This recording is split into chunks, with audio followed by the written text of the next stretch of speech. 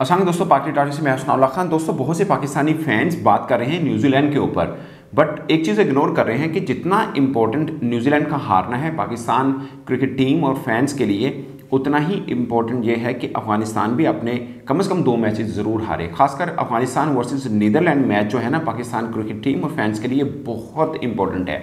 आप एक चीज़ इग्नोर कर रहे हैं, हमें लग रहा है कि सिर्फ न्यूजीलैंड सारे मैच हारे अपने और पाकिस्तान जीते और पाकिस्तान सीधा सेमीफाइनल। ऐसे नहीं है, ऐसी कहानी बिल्कुल नहीं है। हमें इसमें मैं थोड़ा डिटेल बताऊंगा कि न्यूजीलैंड का जितना हारना इंपॉर्टेंट है, शायद उससे ज़्यादा इंपॉर्टेंट है कि अफगानिस्तान भी अपने हारे, क्योंकि उनकी पोजीशन पाकिस्तान से थोड़ी ज़्यादा बेहतर है अफगानिस्तान की। पाकिस्तान 7 मैच खेल के 3 जीत के साथ है, जबकि अफगानिस्तान जो है वो 6 मैच खेल के 3 जीत के साथ है। तो उन्होंने एक मैच पाकिस्तान से कम खेला है और जीत दोनों की बराबर है।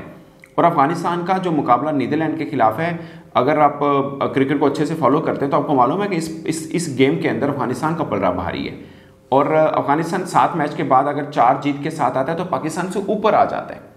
तो कैलकुलेशन जो आईसीसी की तरफ से दी गई है ना, वो बहुत वाज़ेह हैं। वो ये हैं कि न्यूजीलैंड ने जो अपने 2 मैचेस खेलने हैं, अब एक पाकिस्तान के खिलाफ एक श्रीलंका के खिलाफ, वो दोनों मैचेस हारे। ठीक है, अब न्यूजीलैंड वाला चैप्टर थोड़ा क्लोज हो जाएगा। ठीक है, इन केस के आगे पाकिस्तान भी बुरे ना हारे, बट मतलब न्यूजीलैंड हार गया पाकिस्तान से और इंग्लैंड से और श्रीलंका से, तो न्यूजीलैंड का चैप्टर क्लोज होगा। पाकिस्तान जीते न्यूजीलैंड से, पाकिस्तान जीते इंग्लैंड से, पाकिस्तान का चांस ऊपर आ जाएगा। मगर इस तरह से पाकिस्तान सेमीफाइनल में नहीं पहुंचता जो आप कैलकुलेशन करके बैठे हैं ना, कि न्यूजीलैंड दोनों मैचेस हार जाए, पाकिस्तान जीते और पाकिस्तान सेमीफाइनल। ऐसा नहीं है, ऐसा बिल्कुल नहीं है। इसके लिए पाकिस्तान को वेट करना है कि अफगानिस्तान भी 3 में से 2 मैचेस लाजमी हारे।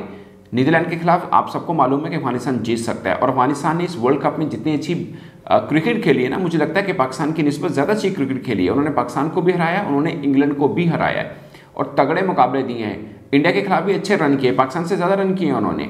अब उनका मुकाबला जो 3 टीमों के साथ है, एक तो हो रहा है ना कि नीदरलैंड के साथ है, और दूसरा उनके जो 2 तगड़े मुकाबले ना, एक साउथ अफ्रीका के खिलाफ है और एक ऑस्ट्रेलिया के खिलाफ है। इस पर मुझे जो थोड़ा सा चांस अफगानिस्तान का लग रहा है ना, वो साउथ अफ्रीका के खिलाफ लग रहा है, क्योंकि वो स्पिनर्स के सामने थोड़े से वीक हैं। और अगर ऐसा कहीं गेम हो जाती है ना, उनकी 2 वीकनेस हैं, एक स्पिनर्स के सामने और दूसरी वीकनेस उनकी है कि वो चेस में ज़्यादा अच्छे नहीं है। अगर अफगानिस्तान पहले बैटिंग कर लेता है, वो 350 रन कर लेता है, तो आप देखिए कितना मुश्किल रहेगा साउथ अफ्रीका का चेस करना, क्योंकि अफगानिस्तान की बॉलिंग शायद पाकिस्तान से कम नहीं है, क्योंकि पाकिस्तान के पेस अटैक तगड़ा है तो उनका स्पिन अटैक तगड़ा है, और वहाँ पे भी वो आ जाते हैं कि नूर अहमद को खिला लेते हैं, 4 स्पिनर डाल लेते हैं, तो साउथ अफ्रीका को भी फंसा सकते हैं। अगेन उनका फास्ट अटैक भी मुझे बुरा नहीं लगता, फजलुल हक फारूकी और नवीनुल हक तगड़ी बॉल करते हैं वो। ठीक है, तो ये है। उमर ज़ई उनके साथ आ जाते हैं, ऑलराउंडर की सूरत में आ जाते हैं। नबी बहुत अच्छी बॉल कर रहे हैं, राशिद खान तो आपको मालूम ही है, मुजीब, ये अच्छा मतलब एक कॉम्बिनेशन बना हुआ है अफगानिस्तान का। आप उनके नाम की तरफ जा रहे हैं, उनकी टीम की तरफ देखें, उनकी टीम बहुत तगड़ी है।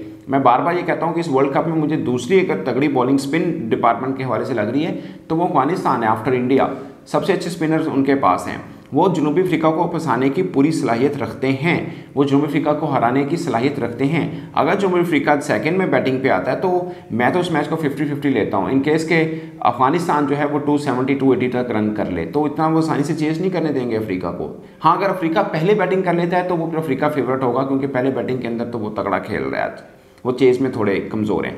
अगेन ऑस्ट्रेलिया के खिलाफ भी अफगानिस्तान जो है वो तरने वाला साबित नहीं होगा कि आराम से भी अफगानिस्तान हार गया, ख़त्म कहानी, ऐसा नहीं है। वो ऑस्ट्रेलिया को भी तगड़ा मैच डालेंगे इन कंडीशन के ऊपर। अगेन वही बात कि अगर ऑस्ट्रेलिया भी चेज पे जाता है तो अफगानिस्तान के सामने थोड़ा स्ट्रगल करता आपको लाजमी दिखाई देगा। वो 1 साइडेड मैच नहीं है कि आपको लगता नहीं वो तो ऑस्ट्रेलिया जीत जाएगा, ऐसा नहीं है। अगेन अफ्रीका को और ऑस्ट्रेलिया को अफगानिस्तान हराने की सलाहियत रखता है, और मैं उसको अपसेट नहीं कहता। ना ही मैं अफगानिस्तान का पाकिस्तान को हराना अपसेट कहता हूँ, ना ही अफगानिस्तान का मैं इंग्लैंड को हराना अपसेट कहता हूँ।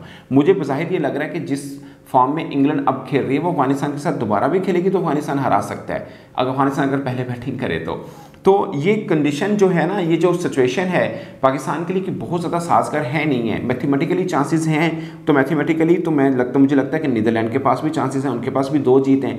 उन पाकिस्तान के 7 मैचेस में 3 जीत है, उनके 6 मैचेस में 2 जीत है, तो उन्हें भी 3 मैचेस खेलने हैं, वो भी तीनों जीत जाएँ तो 6 पॉइंट उनके भी हो जाएंगे। मैं उनको इसलिए नहीं काउंट कर रहा हूँ क्योंकि वो उतनी सलाहियत रखते नहीं हैं, क्योंकि वो तो अफगानिस्तान से भी, मुझे तो अफगानिस्तान का पलड़ा भारी लगता है। तो ये सिचुएशन है दोस्तों। इंडिया जो है वो टॉप पर है 14 पॉइंट के साथ, साउथ अफ्रीका जो है वो दूसरे नंबर पर है 12 पॉइंट के साथ, ऑस्ट्रेलिया 8 पॉइंट के साथ तीसरे नंबर पर है। अब ऑस्ट्रेलिया का इसलिए उसका रास्ता बिल्कुल साफ है, उसको अफगानिस्तान के खिलाफ भी खेलना है, बांग्लादेश के खिलाफ भी खेलना है, तो ऑस्ट्रेलिया और इंग्लैंड के खिलाफ भी खेलना है। तो ऑस्ट्रेलिया के वो मैचेस हैं कि वो तीनों मैचेस जीत सकता है आराम से। तो तीनों मैचेस जीतने के बाद ऑस्ट्रेलिया जो है वो तो मतलब बिल्कुल नहीं पकड़ा जाएगा किसी से भी, तो वो ऊपर आ जाएगा। तो ये सिचुएशन है दोस्तों। अब पाकिस्तान जो है -0.024 वाली NRR है, यानी नेट रन रेट पाकिस्तान का ये है, और अफगानिस्तान का -0.7 है, और दोनों को वैसे 0.6 है, मगर अफगानिस्तान ने एक मैच पाकिस्तान से कम खेला है। तो सिचुएशन ये है कि पाकिस्तान सेमीफाइनल में इस तरह से ही पहुंच पाएगा कि न्यूजीलैंड अपने दोनों मैचेस हारे, पाकिस्तान अपने दोनों मैचेस जीते, और फिर न्यूजीलैंड को पाकिस्तान तगड़े रन रेट के साथ हराए, एटलीस्ट कोई 85-90 प्लस रन्स के साथ पाकिस्तान हराए, और अगर चेस पे जाता है तो 35 ओवर तक पाकिस्तान चेस करे उनको। तो ये सिचुएशन है, और अफगानिस्तान भी अपने 3 में से 2 मैचेस लाजमी हारे। तो इस तरह से कैलकुलेशन होगी तो पाकिस्तान सेमीफाइनल में पहुंचने के चांस रखते हैं। अगेन अगर न्यूजीलैंड पाकिस्तान से हार जाता है और श्रीलंका से वो जीत जाता है, जो कि उसके चांस हैं कि वो श्रीलंका से जीत सकता है, तो फिर वो रन रेट का मामला आ जाएगा, जो कि न्यूजीलैंड का थोड़ा तगड़ा है पाकिस्तान की निस्बत। तो ये बहुत प्रॉब्लम्स हैं, बहुत एक कठिन सी कैलकुलेशन है पाकिस्तान के लिए, बट ये तब सामने आई थी। इसमें पाकिस्तान का कोई कमाल खास है नहीं वैसे, ज़ाती तौर पे मैं ये समझता हूँ। ये कैलकुलेशन तब सामने आई थी जब साउथ अफ्रीका ने दरअसल न्यूजीलैंड को हराया था, और मिकी आर्थर ने अपने प्रेस कॉन्फ्रेंस में भी कहा है कि ये साउथ अफ्रीका ने पाकिस्तान के लिए रास्ता बनाया है।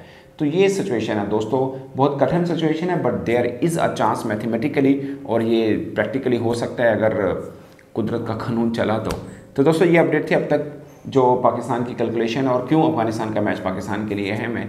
ये इस व्लॉग इसलिए मैंने बनाया था। आपकी क्या राय कमेंट के सूत्र में जरूर बताइएगा। अब तक के लिए इतना ही, इजाज़त दीजिए, अल्लाह हाफिज़।